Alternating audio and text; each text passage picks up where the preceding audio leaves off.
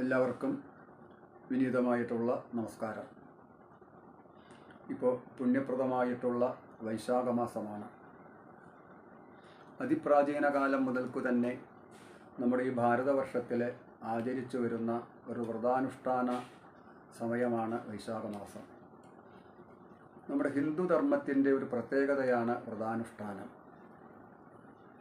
ഉറിഞ്ഞ് വരണേ എന്ന ധാതുവിൽ നിന്നാണ് വ്രതം എന്ന ശബ്ദമുണ്ടാകുന്നത്. വ്രതം എന്ന ശബ്ദത്തിന് വരിച്ചനുഷ്ഠിക്കുക, വരിച്ചാചരിക്കുക എന്നൊക്കെയാണ് അർത്ഥം വരുന്നത്.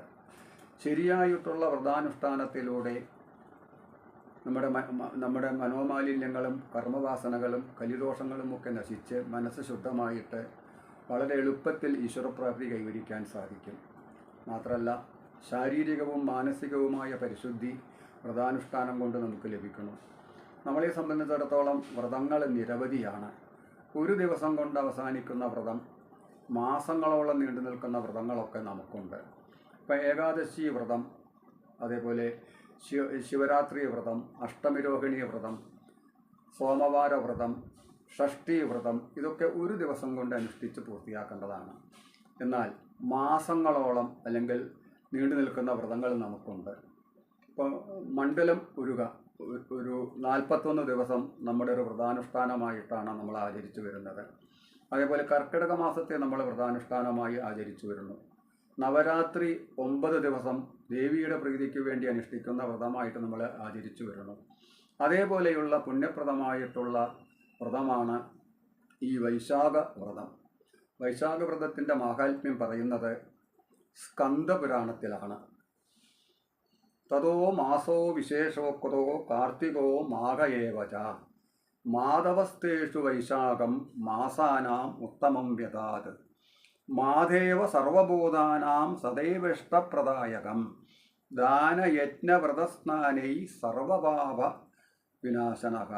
സ്കന്ദപുരാണത്തിൽ വൈശാഖ മാഹാത്മ്യത്തെക്കുറിച്ച് പറയുകയാണ്. അതായത് ഈ മാസങ്ങൾ ചാന്ദ്രമാസം, അതേപോലെ സൗരമാസം, ഇങ്ങനെ 2 വിധത്തിലാണ്. സൂര്യനെ അടിസ്ഥാനമാക്കിയിട്ടുള്ള മാസങ്ങളാണ് മേടം, ഇടവം, മിഥുനം, കർക്കിടം മുതലായിട്ടുള്ള നമ്മളിപ്പോൾ ആചരിച്ചു വരുന്ന നമ്മളറിയപ്പെടുന്ന മാസങ്ങൾ.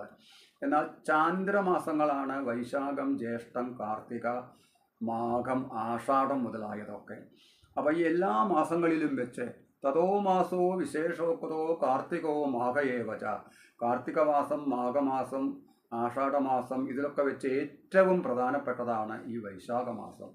വൈശാഖ മാസത്തിൽ വ്രതത്തിനെ പോലെ ഒരു വ്രതം ഇല്ല എന്നാണ് പറയുക. ശരിയായിട്ടുള്ള വൈശാഖ വ്രതം അനുഷ്ഠിക്കുന്നവരുടെ എല്ലാവിധത്തിലുള്ള മനോമാലിന്യങ്ങളും മറ്റ് ദോഷങ്ങളും ഒക്കെ ഇല്ലാതായിട്ട് അവർക്ക് വളരെ എളുപ്പത്തിൽ ഭഗവാനെ പ്രാപിക്കാൻ സാധിക്കും.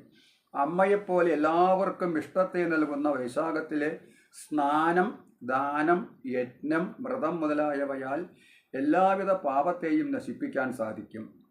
ഭഗവത് പ്രീതി നേടുവാൻ വൈശാഖ വ്രതം പോലെ ഒരു വ്രതമില്ല. അപ്പോൾ ഇങ്ങനെ വ്രതങ്ങളൊക്കെ അനുഷ്ഠിക്കേണ്ടത്, ഇനി വൈശാഖ വ്രതം എന്നല്ല, എല്ലാ വ്രതങ്ങളും അനുഷ്ഠിക്കേണ്ടത് എങ്ങനെയാ വെച്ചാൽ നമ്മൾ കുറച്ച് കാര്യങ്ങൾ അങ്ങനെ നമ്മൾ ഒന്ന് ശ്രദ്ധിക്കേ വേണ്ടുള്ളൂ. അഷ്ടാംഗഹൃദയം മുതലായിട്ടുള്ള ആധികാരികമായ ശാസ്ത്രഗ്രന്ഥങ്ങളിൽ നമ്മുടെ ദിനചര്യയെക്കുറിച്ച് പറയുന്നുണ്ട്. ബ്രാഹ്മേ മുഹൂർത്തേ ഉത്തിഷ്ഠേത്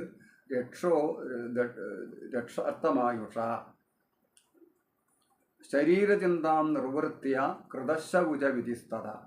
നമ്മൾ എഴുന്നേൽക്കേണ്ട സമയം, സ്വസ്ഥനായിട്ടുള്ള ഒരാൾ ബ്രാഹ്മമായിട്ടുള്ള മുഹൂർത്തത്തിൽ എഴുന്നേൽക്കണം. ബ്രാഹ്മമുഹൂർത്തം എന്ന് വെച്ചാൽ സൂര്യൻ ഉദിക്കുന്നതിന് 7 നാഴിക മുമ്പുള്ള പുണ്യപ്രദമായിട്ടുള്ള സമയത്തെയാണ് ബ്രാഹ്മമുഹൂർത്തം എന്ന് പറയുക. എഴുന്നേറ്റ് ശൗചാദി കൃത്യങ്ങളൊക്കെ നിർവഹിച്ച് ശുദ്ധമായിട്ടുള്ള ജലാശയത്തിൽ സ്നാനം ചെയ്യുക. രാവിലെ സ്നാനം ചെയ്യുന്ന ആ ജലാശയത്തിൽ എല്ലാ തീർത്ഥങ്ങളുടെയും സാന്നിധ്യം ഉണ്ടാകുമെന്നാണ് സങ്കല്പം. രാവിലത്തെ കുളി ആരോഗ്യത്തിനും ആയുസ്സിനും വളരെ ഉത്തമമാണ്. ഗംഗേജ യമുനേ ചൈവ ഗോദാവരി സരസ്വതി നർമ്മദേ സിന്ധു കാവേരി ജലേസ്മിൻ സന്നിധിം കുരു. ഗംഗ, യമുന, ഗോദാവരി, നർമ്മദ, സിന്ധു, കാവേരി മുതലായ എല്ലാ തീർത്ഥങ്ങളുടെയും സാന്നിധ്യം നമ്മൾ കുളിക്കുന്ന, നമ്മൾ സ്നാനം ചെയ്യുന്ന ജലാശയത്തിൽ ഉണ്ടാവണം എന്നുള്ള സങ്കല്പത്തോടു കൂടി സ്നാനം ചെയ്യുക. ഇതിനു മുമ്പൊക്കെ നമ്മളെ കുളത്തിലെ അല്ലെങ്കിൽ പുഴയിലൊക്കെയാണ് കുളിക്കാറുള്ളത്. ഷിപ്പ സംവിധാനമൊന്നും ഇല്ലാത്തത് കൊണ്ട് കുളിമുറിയിൽ കുളിക്കുമ്പോഴും ഇങ്ങനെയൊക്കെ സങ്കല്പിച്ചുകൊണ്ട് കുളിക്കുന്നത് ഉത്തമമാണ് എന്ന് സൂചിപ്പിക്കുകയാണ്. പിന്നെ അടുത്ത് ക്ഷേത്രം ഉണ്ടെങ്കിൽ ആ ക്ഷേത്രദേവനെ ചെന്ന് ദർശിക്കുക, ഭഗവാന്റെ നാമങ്ങൾ ചൊല്ലുക, ഭഗവാന് നിവേദിച്ചതായ ഭക്ഷണപദാർത്ഥങ്ങൾ കഴിക്കുക, ഭാഗവതം മുതലായ പുരാണ ഇതിഹാസ ഗ്രന്ഥങ്ങളൊക്കെ പാരായണം ചെയ്യുക, സജ്ജനങ്ങളായിട്ടുള്ള ആളുകളോട് കൂട്ടുകൂടുക, ദുർജനങ്ങളോട് കൂട്ടുകൂടാതിരിക്കുക. ഇങ്ങനെയൊക്കെയാണ് ഈ വ്രതം അനുഷ്ഠിക്കേണ്ടത്. വൈശാഖ വ്രതമല്ല, ഏത് വ്രതം അനുഷ്ഠിക്കേണ്ടത് ഇങ്ങനെയാണ്. ഇങ്ങനെ ഭക്തിസ്ഥതയോടുകൂടി വ്രതം അനുഷ്ഠിക്കുന്നവരുടെ എല്ലാവിധത്തിലുള്ള പാപങ്ങളും ഇല്ലാതായിട്ട് വളരെ എളുപ്പത്തിൽ നമുക്ക് മനസ്സ് ശുദ്ധമായി ഈശ്വരപ്രാപ്തിക്ക് ഉപകരിക്കുന്നതാണ്. ഇപ്പോൾ വേദത്തിന് തുല്യമായിട്ടുള്ള ഒരു ശാസ്ത്രം ഇല്ല, അതേപോലെ ഗംഗയ്ക്ക് തുല്യമായിട്ടൊരു തീർത്ഥവുമില്ല, അതേപോലെയാണ് വൈശാഖ വ്രതത്തിന് തുല്യമായിട്ട് ഒരു വ്രതവുമില്ല എന്നാണ് നമ്മൾ പറയാറ്. അഭിജ്ഞമതം ഈ സമയത്ത് ചെയ്യുന്ന തീർത്ഥസ്നാനം, സൽക്കർമ്മങ്ങൾ അനുഷ്ഠിക്കുക, ദാനമാനങ്ങൾ ചെയ്യുക, ഭഗവത് നാമം ജപിക്കുക, പുരാണപാരായണം നടത്തുക, ഇവയ്ക്കൊക്കെ മറ്റ് സമയത്ത് ചെയ്യുന്നതിലൊക്കെ വലിയ ബലമാണുള്ളത്. ഇനി ഗുരുവായൂർ ക്ഷേത്രത്തെ സംബന്ധിച്ച് പറയുമ്പോൾ വൈശാഖവ്രതം വളരെ വിശേഷപ്പെട്ടതാണ്. ക്ഷേത്രത്തിലെ വിശാലമായിട്ടുള്ള ഊട്ടുപുരയും അതേപോലെ തന്നെ കൂത്തമ്പലവുമൊക്കെ വൈശാഖം മുഴുവൻ തന്നെ ഭാഗവത സപ്താഹത്തിൻ്റെ യജ്ഞശാലകളായിട്ട് അങ്ങനെ പരിണമിക്കുകയാണ് ചെയ്യുക. ഭാഗവത പ്രിയനാണ് ഗുരുവായൂരപ്പൻ. ഭാഗവത പാരായണവും ഭാഗവത സപ്താഹങ്ങളും ഇത്രയധികം നടക്കുന്ന സ്ഥലം ഗുരുവായൂരിലേതുപോലെ ലോകത്തിൽ എങ്ങുമില്ലെന്ന് തന്നെ പറയാം. ഭാഗവത ശ്ലോകങ്ങൾ എല്ലാ സമയത്തും ഗുരുവായൂർ ക്ഷേത്രമതിലകത്ത് മുഴങ്ങിക്കേൾക്കുകയാണ്.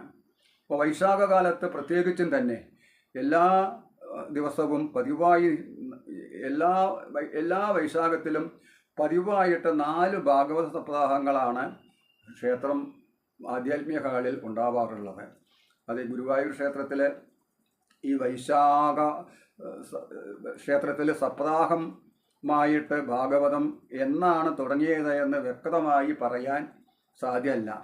പരമഭാഗവതോത്തമന്മാരായ പൂന്താനം, കൂടല്ലൂർ കുഞ്ഞിക്കാവ് നമ്പൂതിരി, ഭക്തശിരോമണി വാഴകുന്നം, പണ്ഡിറ്റ് ഗോപാലൻ നായർ, അതേപോലെ ഓട്ടൂര്, വൈശ്രവണത്ത് മുതലായിട്ടുള്ള ഭക്തശിരോമണികളൊക്കെ ഭാഗവത യജ്ഞം കൊണ്ട് ഗുരുവായൂരപ്പനെ സേവിച്ചിട്ടുള്ള പുണ്യാത്മാക്കളാണ്.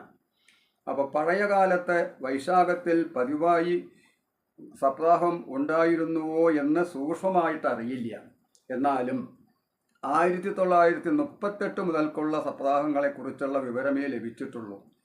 1938 കാരമംഗലം എന്ന ഒരു ഭാഗവതോത്തമൻ വൈശാഖകാലത്ത് വെളുത്ത വാവിന് കഴിയുന്ന വിധത്തിൽ ഇവിടെ സ്ഥിരമായിട്ട് സപ്താഹം വായിച്ചിരുന്നു. അതേ കാലഘട്ടത്തിൽ തന്നെ വൈശാഖം കഴിയുന്ന വാവിന് അവസാനിക്കുന്ന വിധത്തിൽ രാമസ്വാമി ശാസ്ത്രികൾ എന്നുപേരായ ഒരു മഹാത്മാവും ക്ഷേത്രത്തിൽ സപ്താഹം വായിച്ചിരുന്നു. കാരമംഗലം വായന നിർത്തിയപ്പോൾ ആ സ്ഥാനത്ത് 1945 മുതൽ വായന തുടർന്നത് ബ്രഹ്മശ്രീ മേലേടം കൃഷ്ണൻ നമ്പൂതിരിയാണ്. വൈശാഖത്തിൽ ഇപ്പോൾ ക്ഷേത്രത്തിൽ പതിവുള്ള 2ാമത്തെ വായനയാണിത്. അതായത് മേലേടം ദിവംഗതനായപ്പോൾ 2000 മുതൽ ആ സ്ഥാനത്ത് അക്കാരപ്പള്ളി നാരായണൻ നമ്പൂതിരിയാണ് ആ സ്ഥാനം ഏറ്റെടുത്ത് നടത്തിയത്. 2010 അക്കാരപ്പള്ളി ദിവംഗതനായപ്പോൾ മാധവപ്പള്ളിയാണ് ഈ സ്ഥാനം നടത്തുന്നത്. പിന്നീട് രാമസ്വാമി ശാസ്ത്രികളുടെ കാലശേഷം 1946 മുതൽ ആ സ്ഥാനം ഏറ്റെടുത്ത് വായന ആരംഭിച്ചത് സുപ്രസിദ്ധ ഭാഗവത പണ്ഡിതനായ തോട്ടം വാസുദേവൻ നമ്പൂതിരിയാണ്. 1964 വരെ മുടങ്ങാതെ വൈശാഖത്തിൽ വായന നടന്നു. വാസുദേവൻ നമ്പൂതിരിക്ക് ശേഷം ആ സ്ഥാനം 1965 മുതൽ അദ്ദേഹത്തിൻ്റെ പുത്രൻ തോട്ടം കൃഷ്ണൻ നമ്പൂതിരിയാണ് നടത്തിയിരുന്നത്. അദ്ദേഹവും ഇപ്പോഴും തോട്ടം കൃഷ്ണൻ നമ്പൂതിരി തന്നെയാണ്. തോട്ടത്തിൻ്റെ മകനാണ് ഇപ്പോൾ വായിക്കുന്നത്. തോട്ടം മരിച്ചത് 2008 ഒക്ടോബർ 7 അതിനുശേഷം നടത്തുന്നത് അദ്ദേഹത്തിൻ്റെ മകൻ ശ്യാമൻ നമ്പൂതിരിയാണ്. 1944 മുതൽക്കുള്ള വൈശാഖത്തിലാണ് ആനം മാധവൻ നമ്പൂതിരി വൈശാഖത്തിൽ സപ്താഹയജ്ഞം ആരംഭിച്ചത്. അദ്ദേഹത്തിൻ്റെ കാലശേഷം 1988 മുതൽ ഈ വായന അദ്ദേഹത്തിൻ്റെ അനുജൻ ആനം കൃഷ്ണൻ നമ്പൂതിരിയാണ് നിർവഹിച്ചു വന്നത്. കൃഷ്ണൻ നമ്പൂതിരി അന്തരിച്ചപ്പോൾ 1912 മുതൽ അടുക്കം ഹരിനാരായണ നമ്പൂതിരി, അതിനുശേഷം ഇപ്പോൾ അടുക്കം മണികണ്ഠനാണ് വായന നടത്തിക്കൊണ്ടിരുന്നത്.